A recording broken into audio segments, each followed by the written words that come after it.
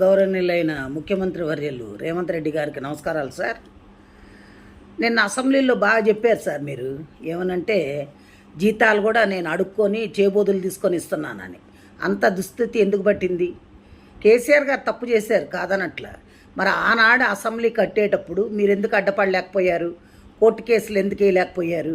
దాన్ని ఎందుకు ఆపలేకపోయారు? ఆపలేదు. సరే, అయిపోయింది. మేము ఎంప్లాయీస్ కట్టే ట్యాక్సులతోటి మిమ్మల్ని ఉచిత పథకాలు ఎవడు పంచమన్నాడు? ఉచిత పథకాలు ఎందుకు? ఉచిత పథకాలు ఇచ్చి మా జీవితాలు నాశనం చేయమని చెప్పినోడు ఎవడు లేడు కదా. ఎవరు చెప్పారు మీకు?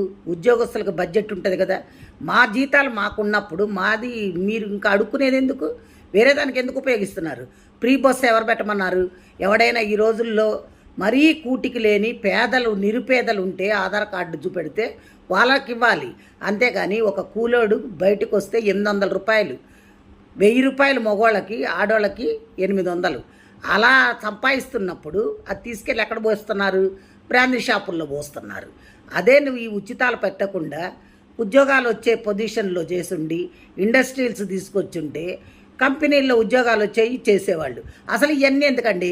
150 మంది మీరు ఎమ్మెల్యేలు ఎమ్మెల్సీలు అందరూ ఉన్నారు కదా, మీ జీతాలు బంద్ చేసేయండి. మీకు జీతాలు ఎందుకు? 10 కార్లు ఎందుకు? మీ సొంత పైసలు పెట్టుకొని వాడుకోండి. కోట్లు పెట్టందే మీరు ఎమ్మెల్యేలు కావట్లా. అలాంటప్పుడు మీకు అన్ని వసతులు కావాలి, 1వ తారీఖు జీతాలు కావాలి, మీరు ఫండ్స్ కావాలి, మెడికల్ బిల్స్ కావాలి, అన్నీ కావాలి.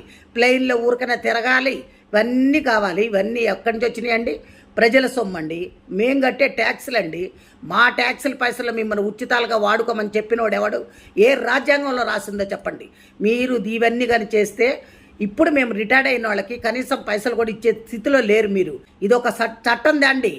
స్టేట్ కానీ సెంట్రల్ కానీ మీ ఇష్టం వచ్చినట్టు వాడుకొని మాకు ఉచితాలు ఇస్తున్నాం, మీకు ఉచితాలు ఇస్తున్నాం అని చెప్తున్నారు. ఉచితాలు ఎవరికి ఇస్తున్నారు? ఉచితాల పేర్లతోటి మీ కార్యకర్తలకి దోసి పెట్టుకుంటున్నారు. అంతేగాని మీరు ఎవరికి ఏం చెయ్యట్లే, న్యాయం జరగట్లే అక్కడ. కాబట్టి దయచేసి మీరు ఇంకోసారి ఈ పిచ్చి సలహాలు ఇవ్వకుండా ఇప్పుడు ఎవరికైతే క్లాస్ 4th ఎంప్లాయీస్ కూడా జీపీఎఫ్ఐ పెట్టుకుంటే బిల్లులు ఇచ్చే స్థితిలో లేకుండా అయిపోయారంటే ఏమనుకుంటున్నారు? ముందు అర్జెంటుగా మా బిల్లులు మాకు పాస్ చేయండి. రిటైర్డ్ అయిన వాళ్ళకి మర్యాదపూర్వకంగా డబ్బులు ఇచ్చి పంపించండి. అది పద్ధతి. అందరు తిరగబడితే మటుకు ఊరుకునేది లేదు సార్. ఇది మంచిగా ఉండదు కూడా నేను చెప్తున్నా. Thank you.